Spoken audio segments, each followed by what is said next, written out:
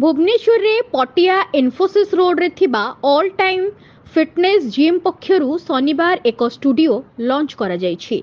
एही कार्यक्रम रे मुख्य अतिथि भाबे मिस्टर वर्ल्ड मिस्टर एशिया विजेता यतींदर सिंह, एटीएफ रो फाउंडर बिजन बारिक और सोनी शतपथी प्रमुख अतिथि भाबे जोग देथिले।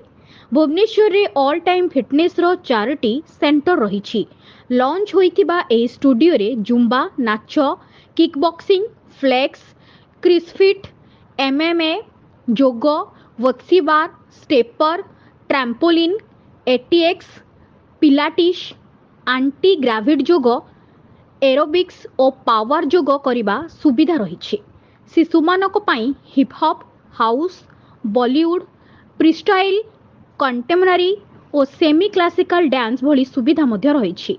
एही स्टूडियो रो मेंबरशिप 1500 टंकारु आरंभ बोली फाउंडर श्री बारिक मत देइछन्ति।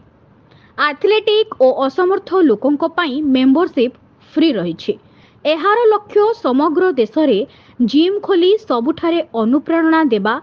एटीएफ तार फ्रांचाइज योजना 25 लाख रु आरंभ करिछि।